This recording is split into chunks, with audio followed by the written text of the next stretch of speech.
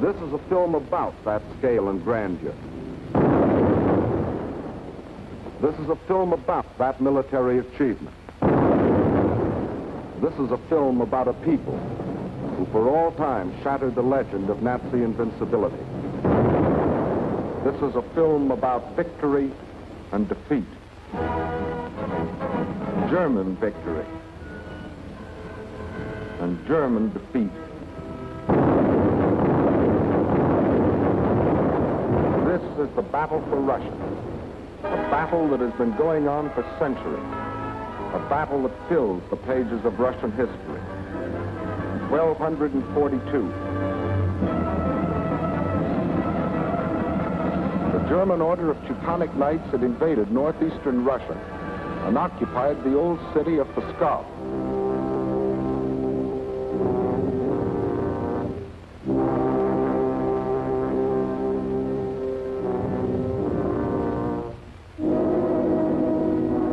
Under the leadership of their Grand Master, von Bock, they threatened to enslave the whole population of that area, including the capital, Novgorod.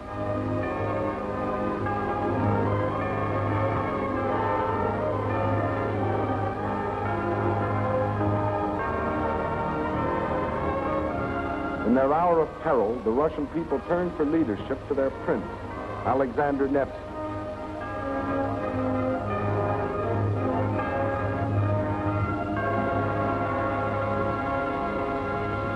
And on April the 5th, 1242, on Lake Peipus, the Russians met the might of the German forces.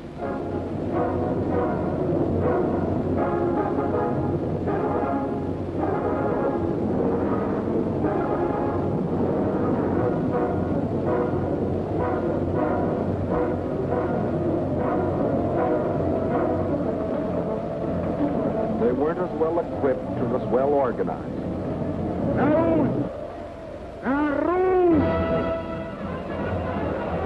But in their hearts was a flaming courage, a flame so fierce that it pierced the German army.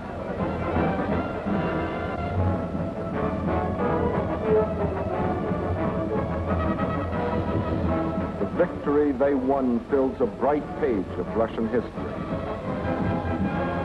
1704, and another conquering army marched across Russian land. This time under Charles XII of Sweden, and again the Russians fought for their country.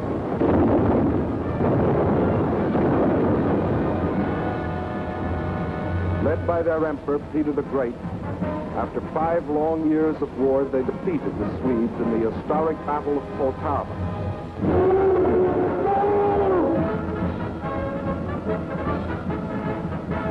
The invading Swedish armies were crushed and forever driven out of Russia.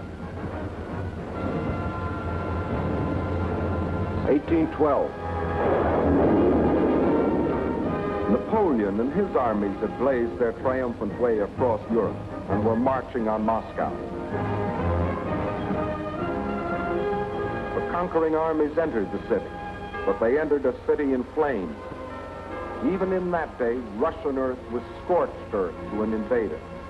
And once again, the invader was forced to start the long march on the road back out of Russia. 1914, and another German army, this time under Kaiser Wilhelm, set out to conquer Russia.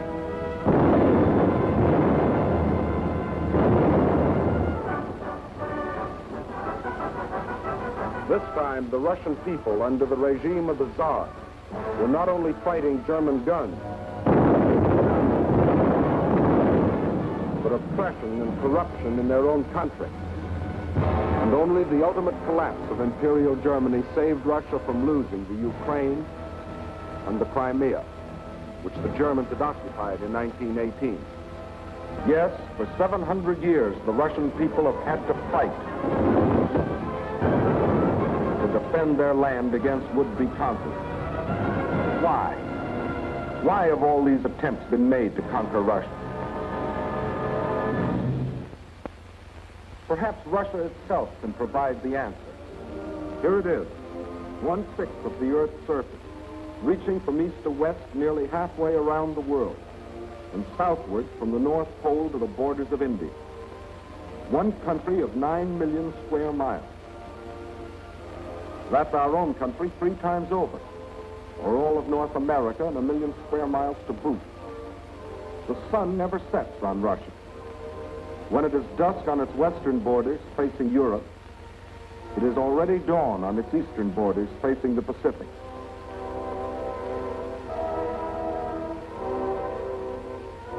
That's Russia, or to be correct, the Union of Soviet Socialist Republics. Deep in its mountains lie thick, rich veins of gold and silver. Below ground lie enormous deposits of copper, tin, manganese and nickel, chromium and radium, sulfur and magnesium. Russia is rich in raw materials. Her forests cover millions upon millions of acres. 1/4 of all the lumber reserve in the world belongs to Russia. And as for fuel, there's coal, ton upon ton. And more important, there's also oil. 213 million barrels a year of it. Black gold flowing from the earth that contains 55% of the world's oil. What else? Iron? Russia has better than 10 billion tons. That can make a lot of steel before it's done. Yes, Russia is rich. Farms cover millions upon millions of acres. The rich black earth that besides giving forth oil and coal will also grow everything from sunflowers to lotus. The tea her people drink in such huge quantities, and the tobacco that they smoke. Cotton grows here too, 3,800,000 bales a year. And sugar. And on the pasture land, the animals grow fat for food and wool for clothing. While on the warm plains, the fields of grain stretch as far as the eye can reach. Corn, oats, hops, rye, and don't forget wheat, 1/3 of the world's best. Yes, Russia is very rich, for it has not only raw materials and the products of its soil. Russia is also people.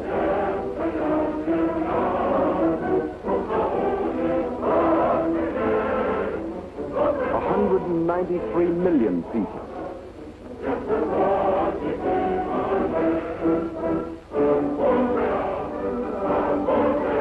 People of every race, color, and creed. People coming from the many different republics that comprise the Soviet Union. People speaking more than 100 different languages, but all citizens of one country.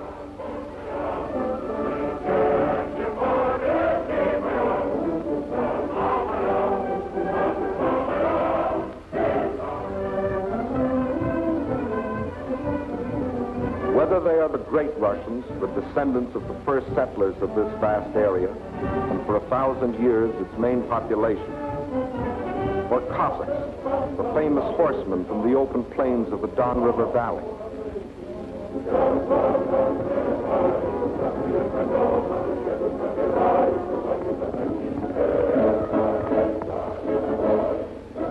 Whether they come from the southwest, the Ukraine,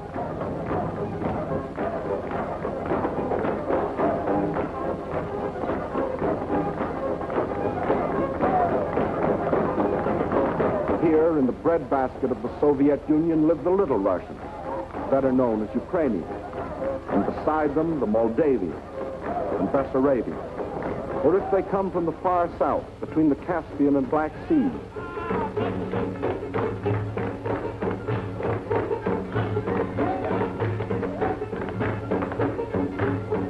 where we find the Armenians and the Georgians, the English, the Cherkasses, rugged as the high peaks of their native Caucasian mountains.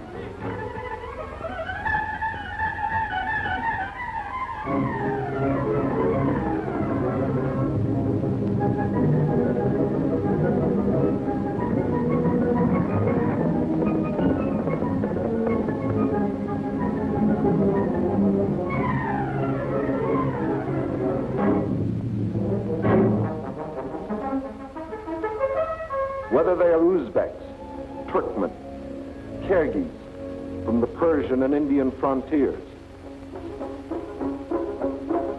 or Mongols,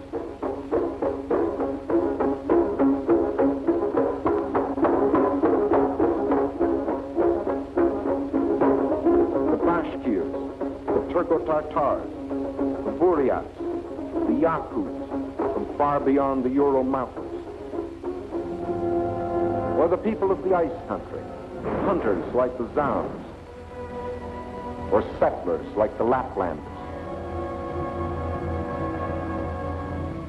Whether they come from the pioneering wilderness of the far north, or from a great city like their capital, Moscow, where the ancient buildings of an ancient civilization stand beside the modern structures of a modern civilization, where the old Russian droshka still competes with a modern limousine.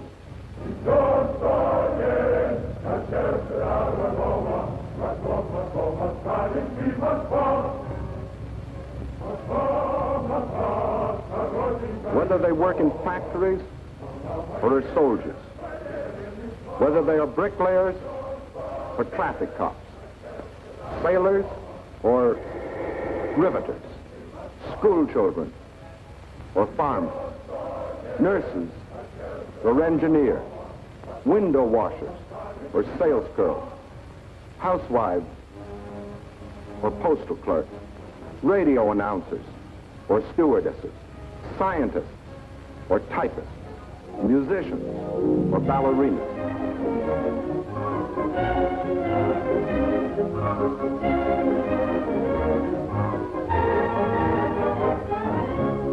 Regardless of what they do or where they live, they all have one thing in common: love of their soil.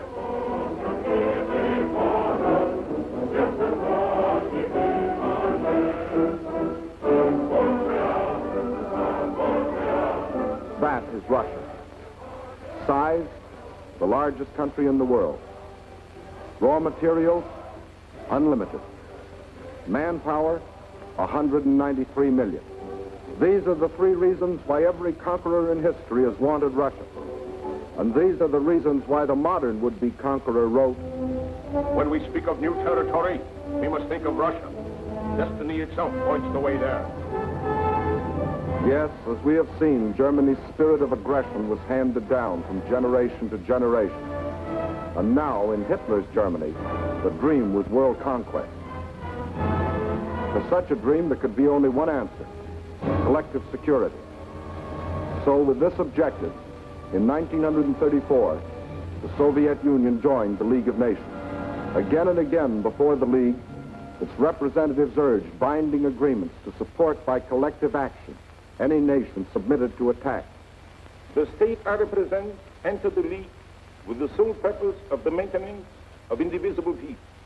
The League of Nations is still strong enough by its collective action to avert or arrest aggression. There is no room for bargaining or compromise. But while some members of the League were pleading vainly for the use of collective force to stop aggression, the world saw other members, Germany, Italy, Japan, withdraw from the League to follow the path of aggression. Manchuria, Ethiopia, then Hitler invaded Austria, Czechoslovakia, and in 1939, Poland, first step on the road to Russia. But his eastward march was interrupted by France and Britain declaring war. So the Germans were forced to turn west, and in 1940, as we have seen, wiped the last opposition from Western Europe. And while the Nazis were unsuccessfully trying to beat Britain to her knees, the German generals were already planning to resume the interrupted Eastern Blitz. The road to Russia was now open. But before that attack, preliminary steps were necessary. South and east of Germany are Hungary, Romania, Bulgaria, Yugoslavia, and Greece. And Hungary had grain, rich fields of it. Grain too good for Hungarians when German soldiers have such good appetites. Hungary had bauxite. Bauxite makes aluminum, and aluminum makes planes. And Hungary had an army. Not the battle-trained German army, but good enough to throw against Russian guns. Romania had not only grain, but oil. And Hitler needed every last drop of it to power his war machine. Romania also had men, more slave labor, more cannon fodder for the attack on Russia. And most important, Romania and Hungary both had Russian frontiers, and Hitler wanted those frontiers in the hands of German generals. Bulgaria didn't have a Russian frontier, but it did have bases. Bases on the Black Sea. Bases for German submarines to prey on Russian shipping.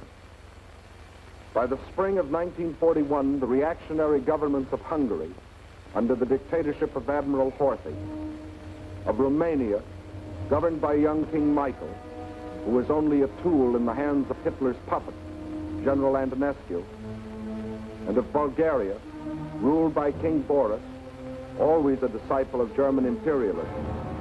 All had sold their countries out to Hitler. Now, threatened by a revolt of their people, they were only too glad to be protected by Hitler's army. So by March of 1941, German armies were in occupation of Hungary, Romania, Bulgaria. That still left Yugoslavia and Greece. So long as they remained unoccupied territory, they remained the route for a possible Allied counter-invasion. At one of their regular meetings, Hitler had assigned the job of conquering Greece to his stooge, Mussolini. The stooge was delighted. Here was his chance to prove to his people that he too was a conqueror. But he was wrong. Perhaps the uniforms fooled him. Something did. For after the fascist legions had blitzed on one cylinder this far into Greece, the Greeks, in a brilliantly conducted mountain campaign, drove the Italians back and invaded Albania. Hitler was enraged. The failure of his stooge to protect his southern flank was delaying the attack on Russia. He sent a final ultimatum. For the Yugoslavs and Greeks, it was surrender or else. But the Yugoslavs and Greeks come from a long line of fighting men. Nazi slavery didn't appeal to them.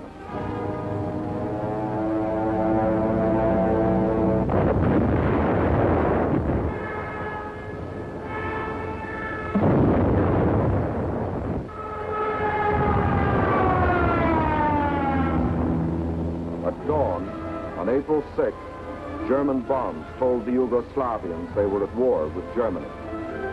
The Nazis and Italians launched a powerful and coordinated attack from all their bases, supported by virtually unopposed aerial bombardment. The conclusion was inevitable. Although resistance was determined, the Yugoslav army was cut up into many small segments and captured. The war in Greece also began on April 6th.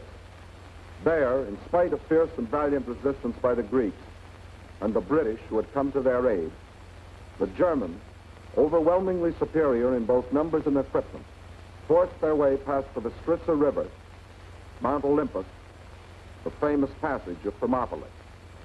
And by the end of April, the swastika flew over the ancient city of Athens. The conquest of the Balkans was now complete. The whole force of Nazi might could now be turned loose on Russia. There was no time to waste, for time was Russia's weapon. Their industries, so recently built and which, like our own, were designed for the ways of peace, were converted for war. Instead of steel for plows and tools, steel for shells and guns. They knew their industry could never produce enough to equip them adequately for the titanic struggle. But what they could produce, they would. At the same time, the army began to grow.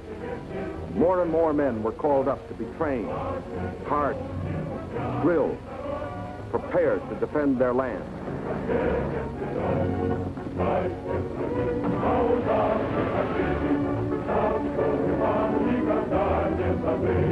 With the conquest of the Balkans, the Nazis had a solid front from the Black Sea to the Baltic, but the Russians had built themselves a buffer to take some of the steam out of the Nazi punch, no matter where it landed. But where would it land?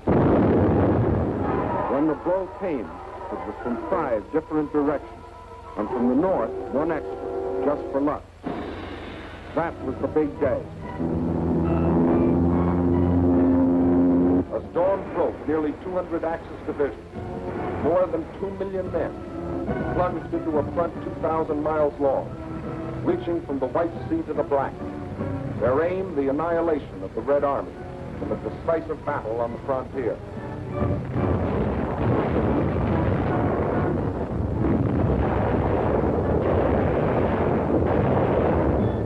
offensive started along the whole length of the front. It was concentrated on three main objectives: Leningrad, Moscow, and Kiev, the capital of the Ukraine. In the first 30 days, von Lieb's forces drove to within 125 miles of Leningrad, while the Finns under Mannerheim, supported by the Germans, began a drive from the north to encircle the city. In the center, von Bock's army plunged 480 miles into Soviet territory. One Russian city after the other was overrun by the invaders.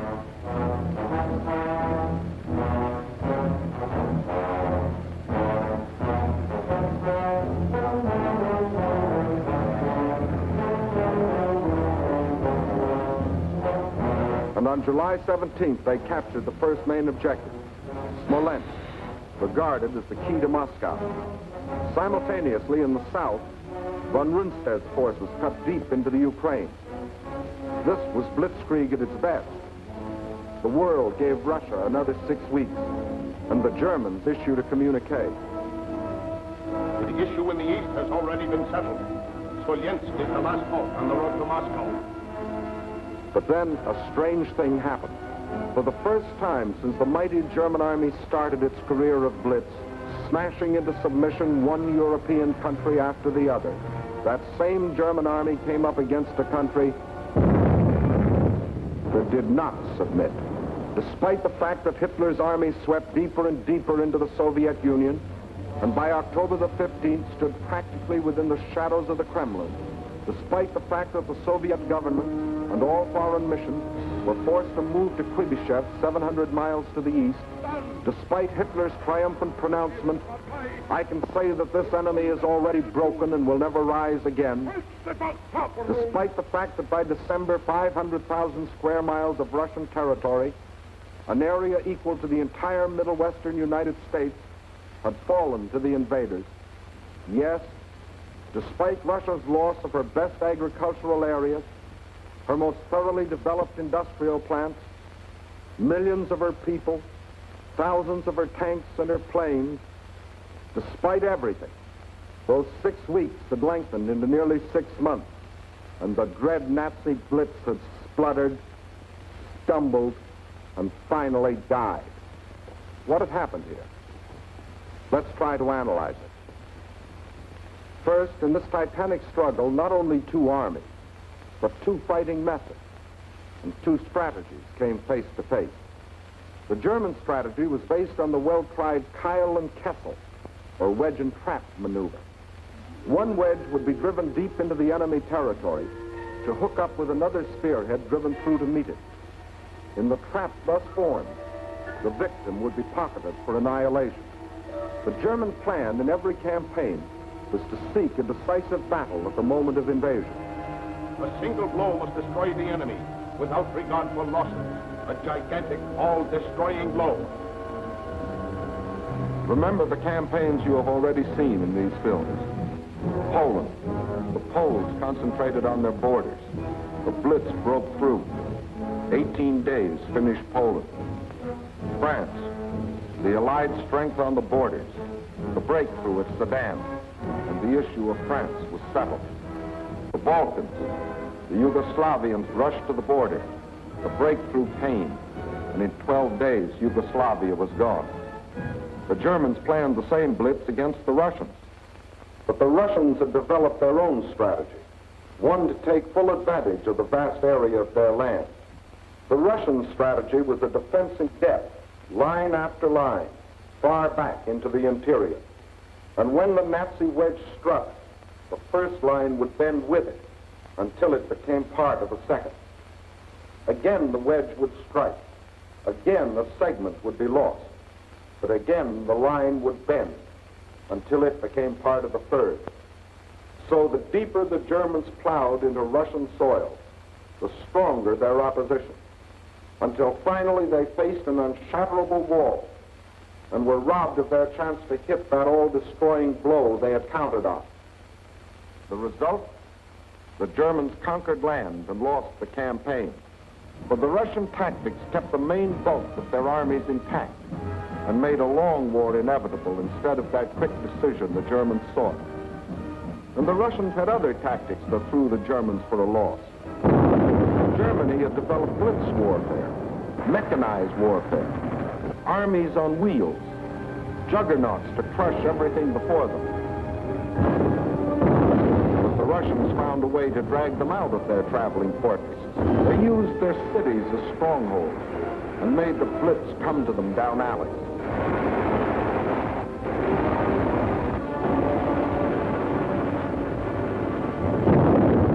The more a city was bombed, the more impassable it became to the German panzers.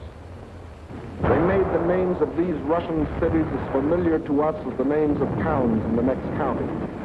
Rostov, Kharkov, Kiev, Kursk, Smolensk.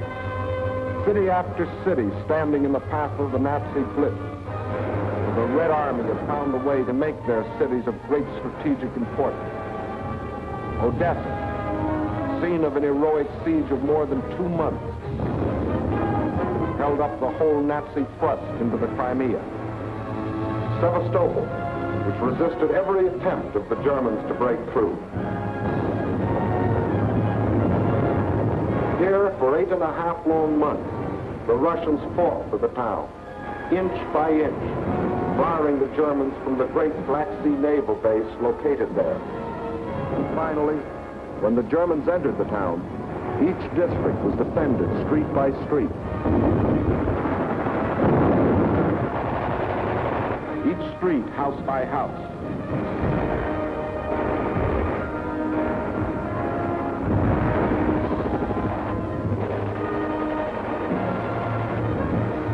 Each house, room by room.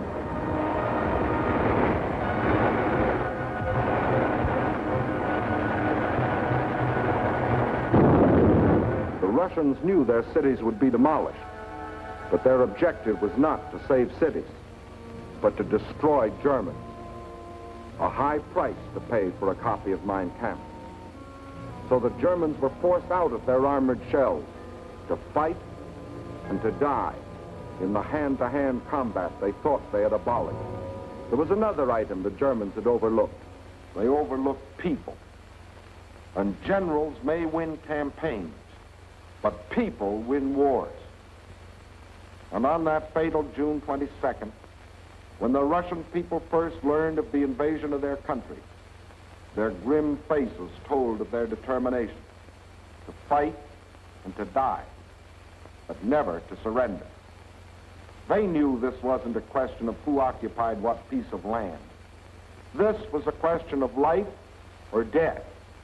This war is not an ordinary war.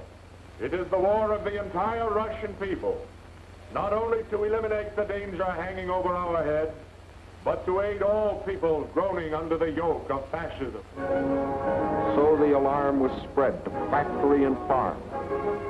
And from every Russian town and village, men poured forth to answer the call. From now on, one thing mattered and one thing only: victory. Total war meant total mobilization. Not war just for soldiers, but war for everyone. Young or old, male or female, made no difference. Age had nothing to do with it. If you were only 12 years old, there was work for 12-year-olds to do. Sex had nothing to do with it. If you could hold a rifle, you were a soldier. If you could turn a lathe, you were a soldier. If you could harvest the fields, you were a soldier. If you could handle a locomotive, or pilot a ship, or guide a tractor, you were still a soldier. For everything you did was part of that total war. Nothing that the enemy could use was left behind. Not a yard of wire or a pound of iron. Not an acre of wheat or a head of cattle. And the old men stood watch over the fields, ready to give the word to burn at the first sight of the enemy. Scorched earth. What can't be withdrawn must be destroyed. That meant the factories, the plants, the oil depots. Flames claimed them all. The giant dam at Dnipro, into which had been poured not only steel and concrete, but 5 long years of Russian toil and Russian sweat, and yield the miracle of electricity to the farms and people of the Ukraine. Now, rather than let the power it generated fall to the enemy, they destroyed it. Scorched earth, the land they had lived on and worked on, their forests, their fields, their farms. They surrendered them to the flames, but not to the invaders. That was the scorched earth. And for action behind the German lines, a new army was formed. An army without uniforms, whose home was the forest, and whose front was the enemy's rear. A guerrilla army. A minimum of glory and a maximum of determination. Their achievements were seldom recorded. Look well at these faces. You will never see them again in the ranks of war prisoners or read their names over heroes' graves. Ahead of them lay nothing but the rope and the halt, but they stayed behind and went on fighting. Their only goal was merciless destruction. Destruction of communication lines, supplies, the invaders themselves. Their weapons were dynamite and the terror of surprise.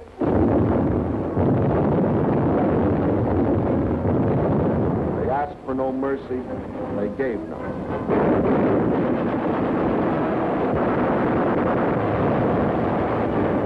This is the guerrilla army. This, the scorched earth. This, the Red Army. These, its leaders. These are the reasons why, although the Germans conquered land, 500,000 square miles of it, it was just land, barren land, scorched land. These are the reasons why, after 5.5 months of blitz warfare, after coming within sight of their goal, the Germans were stopped at the very gates of Moscow. These are the reasons why, although Hitler had sworn that before December the swastika would fly from the Kremlin towers, December had come, but it wasn't the swastika that flew over the Russian capital. And it wasn't the Nazi conquerors who marched through the streets of the ancient city, but fresh reserves of the Red Army,